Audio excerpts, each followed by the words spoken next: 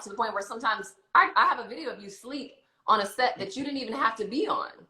Facts. So is that why you would spend time, you know, in just on set? Yeah, just observing scenes that you weren't a part of, so that you could it's a learning process for me. Like, I wanted to see how you was getting into character. I wanted to see how you was listening to the DPs and listening to the directors and watching you really getting engaged and really try to bring the character out. So it was like, okay, and when it was my time, it was like, what can I do to make sure I can continue that with them?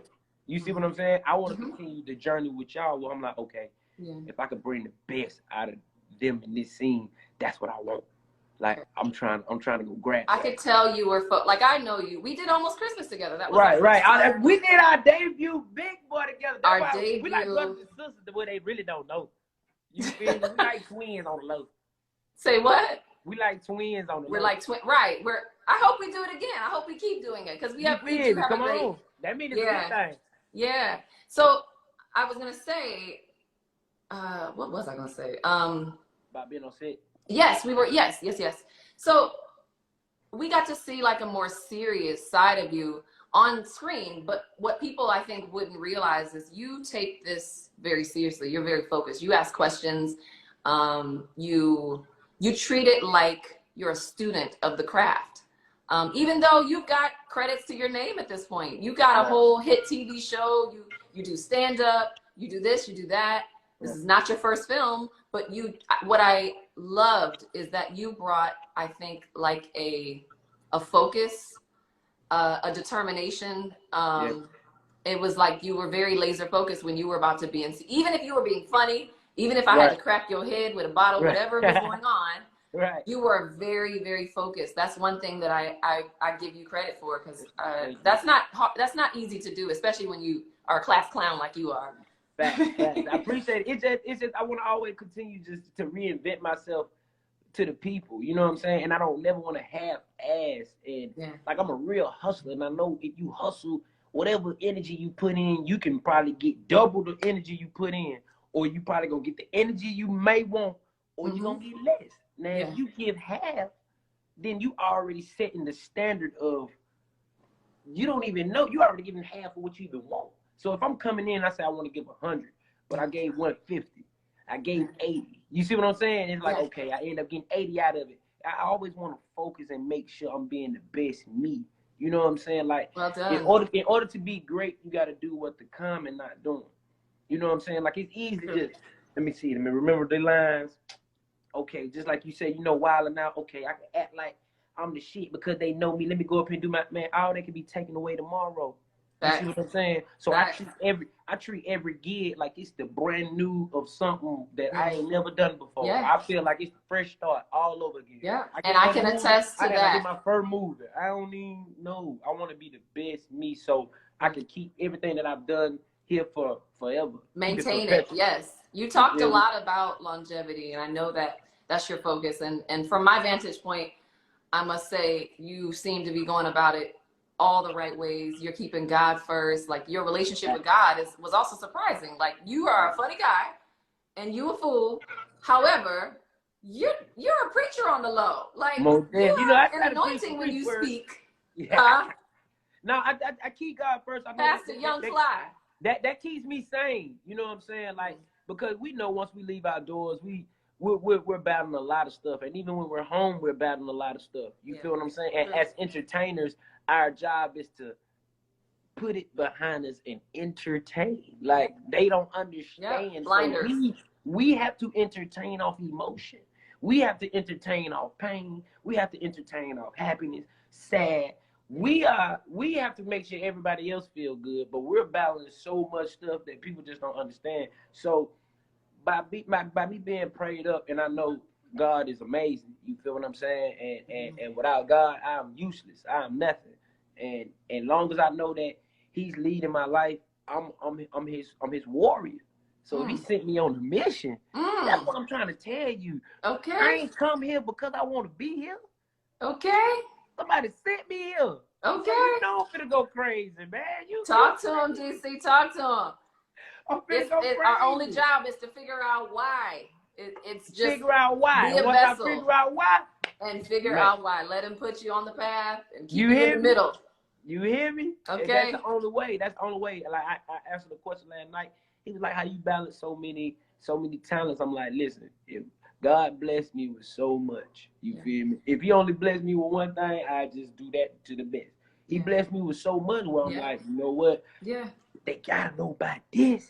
Ooh, they gotta know about this. And it's like, oh Lord, hold up. Yeah. They gotta know about this. You know what I'm saying? So it's like, I gotta give you everything. This when you're gifted in many ways, it's not in vain. It's not for no reason. When you have, I guess the propensity, I guess, to be successful in many things, why not take it all, snatch it all, like exercise?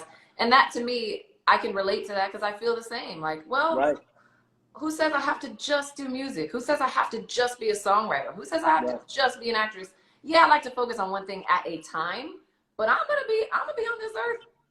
I'm gonna be doing for a long time. Yeah, so why not all give it that there down is to with do everything that He done blessed me with? So it's like I got talent in that. Yeah. I already know. Just like you said, I'm gonna preach on the low. Everybody, you might see me speaking in a minute, man. Hey, you may never know. I'm not gonna say no, but I'm gonna do it.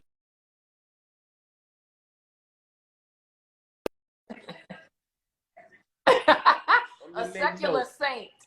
You hear me? Because I gotta guarantee you the wrong. That's what I call that. A who? A secular saint. That's what we're gonna do it. Secular. You hear me? But nah, you did amazing in this film.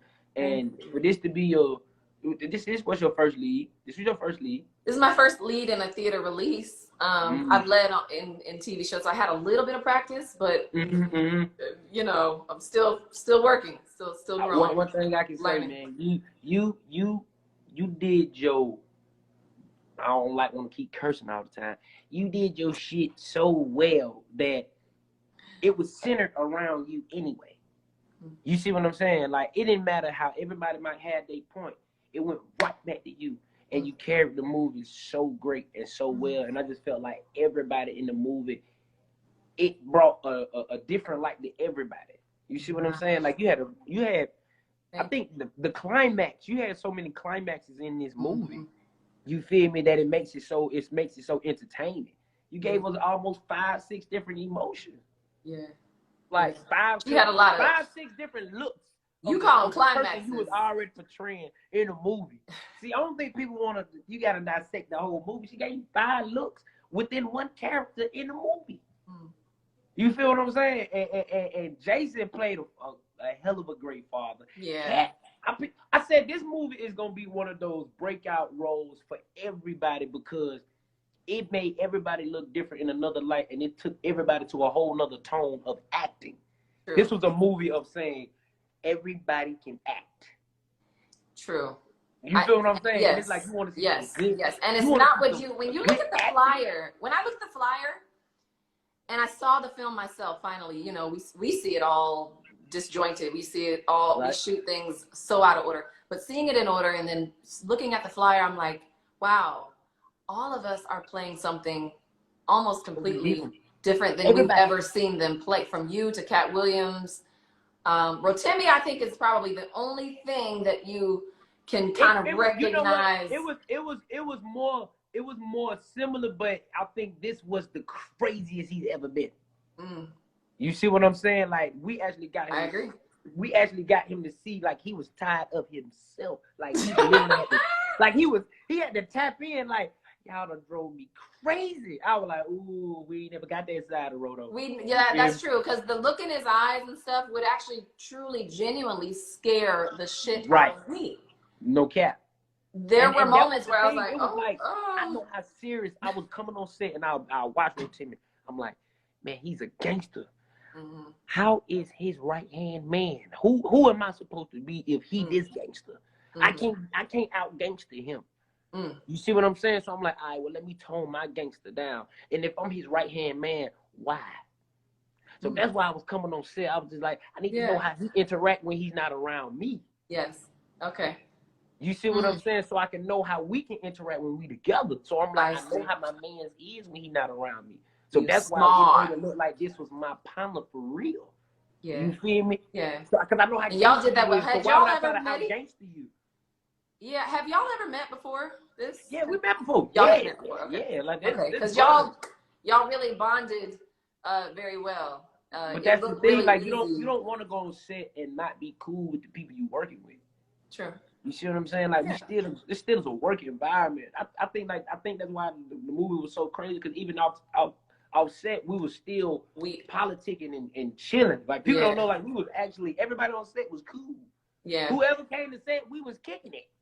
Facts. You know what I mean? Like we were Yeah. going over lines and it wasn't no pressure. And ordering fried chicken to the set. Everybody being, was it your room we went? You hear me? It was your trailer. It was we were bringing fried chicken from Oklahoma City. It's a little gas station out there that serves chicken. Everybody know the chicken spot. It's in the cut. It's in the hood. They serve chicken in Oklahoma. They got the best. That chicken was so good. Boy, it's just fried chicken. He ain't got no sauce, no nothing. He just got chicken. And it didn't even need it. And it fed us. And you know what I mean? And, yeah. And one thing about it, I can say, man, God is amazing, and I would love to do this all over again. You get what I'm saying? So this film with these people, if this movie becomes a series or anything, a continuation, I'm down. We can speak it into existence. You know I'm down. Yeah, you know I'm down. And we can see this could go a lot of different ways. Hey, and I'm here for it. Facts. I want to give you a moment to give people maybe just some quick parting words. I want to get Cedric in here. We got a few more people after him. So, yeah. Hey, man, listen, man. Everybody stay prayed up, man. Keep God first. You dig what I'm saying? Don't worry about her money. Don't worry about his money. Worry about your money. Nobody is on your social security number but you. You dig what I'm saying? And make sure y'all go see For the Love of Money, man, because it's a beautiful film, and we did it for the culture. We did it for us. That part. Love you, Keri. That part. Love you too, DC. I bet. All right, see you later, babe. I love DC. All right, we are going to bring, let me get Cedric. I'm so sorry. I knew DC. We all know DC is a little long-winded. All right, let's see if Cedric's still with us. But yeah, hey, Cedric. What up? I was like, which voice is he gonna give us today? The king of impersonations and impressions. I ain't gonna say the king, but you know, I'm trying a little something. You got a birthday coming up, girl. I do. Sunday. Yeah, I know. This is an awesome birthday week for me. Well, it's not really my birthday week yet. Because Sunday officially starts the week, but it's my birthday, okay? And having a film out on my birthday is awesome. But you know, that's one of the things that we share, right? Really? All right. Yes. When is yours? Sunday. The 5th too? Yeah, I knew you were a Sagittarius. I forgot. Yes, happy, but that's how you remembered. I was like, how does he remember my birthday? You're the 5th too. Well, happy birthday early, just in case we don't connect again. Well, thank you. Same to you. Thank you. You did an awesome job, girl. You carried the hell out of this film. Thank you, Cedric. I appreciate it. I'm working. I'm trying. I'm growing. Girl, you ain't trying. You doing. I'm doing. You know, just trying to make sure I'm doing better and better every time. No, but you did your thing. I mean, there is not a Black woman that I know. I'm gonna share this with you. Somebody just recently said to me that as a single mother that has raised a daughter, that she was presented with choices very similar to your character. And that the choices that she made were very similar to the decisions that you made in this particular story. Wow. And that she decided to go a different way, very similar to the way that you went in your story. So she could follow. And she got emotional as she was sharing this with me. Wow. And her daughter is grown. So I commend you, because you have touch someone's soul and help them to look at themselves, which is what we're supposed to do as actors. You know what I mean? Oh, that's really cool, man. I appreciate you thank you for sharing that. Sometimes are all so caught up. And I know in this film in particular, for a lot of our characters, there's a relatable tone, a very relatable piece, because this movie is not,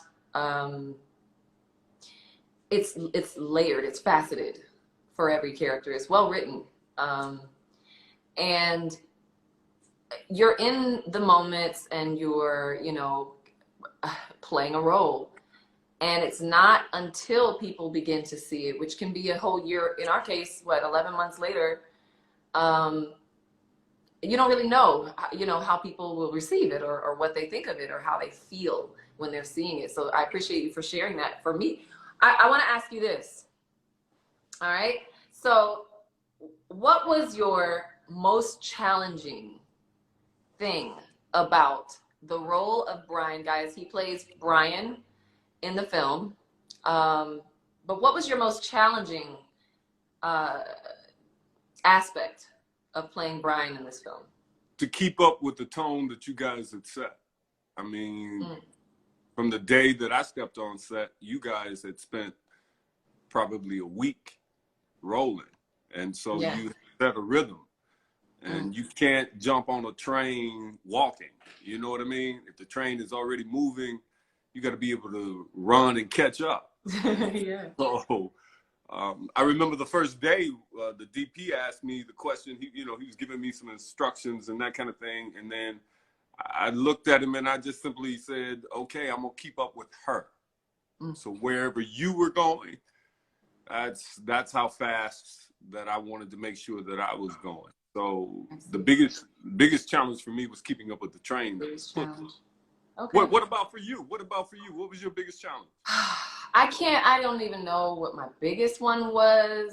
Because I've got challenges. I was talking to Jazzy Jade about my challenges behind the scenes. You know, as Keri Hilson filming a movie. Right. Let's see, my biggest challenge, I think, for Gigi would have to be making sure, because as DC pointed out, Gigi had a lot of things going on. And I wanted to be sure that I'm giving the same brevity, the same amount of arc, or brevity, the same, you know, grounding to every scenario that my character Gigi found herself in. Does that make sense? Yeah, it does. It's like I wanted to give the same attention and to detail in every facet that she had to mind. So I would say that would be my biggest challenge, because from day to day, I'm filming a few things in one day. So I might have two completely different arcs. You know, I don't want to tell the movie, but I may be dealing with something as serious as death in one day, or something as dangerous as you know, being popped up on by a real hoodlum, like a drug dealing killer. So, you know, I think it was just that. I think that would be my most challenging. Now, what would you say would be your favorite thing about this movie? Now this can be Brian, or this can be Cedric. Favorite thing about this film? I think the biggest thing that I loved about doing this particular role in this particular film is the family that was created. I mean, we became, family. I've never spent time with a cast that I love so much as I love the people that were working on this particular project. I mean, even on the days that we all had problems or had things go awry, at the end of the day, we came home and we were still family. And that was the dopest thing for me. But I have a question for you. Okay. So there were moments in this particular film when your personal life, right? Your personal life goes on and things happen. Like for me, the scene where I ball up a piece of paper and drop it on the floor, that kind of thing. I found out that someone very dear to me had just passed, right? So I had to come into that scene I didn't know that. Yeah, dealing with that particular issue. So the intensity was real because it came from a real spot. And I felt that. I just didn't know where that was coming. That's crazy. My condolences, by the way. Oh, well, I mean, give thanks. She transitioned. I mean, the deal is she's an ancestor now, and we keep moving. Shout out to Tita P. Sure. And you taught me something, real quick. You taught me something because I was grieving during this film, and there's something that you said called the other room. Guys, I was grieving my father, and he said, well, I was crying because I had a crying scene and I couldn't stop. I think we were on the bus, on the van. We were in the car together. We were in the car together, in the van, on the way back, because we had wrapped, but I couldn't stop crying. Because the reason I was crying became uncontrollable and unstoppable. And so he sat in the car and he was like, I don't even know if this was the same exact night. I think it was, but I remember being in the van and you said, well, we don't really lose people. They just go to the other room. And that to me was so freaking profound.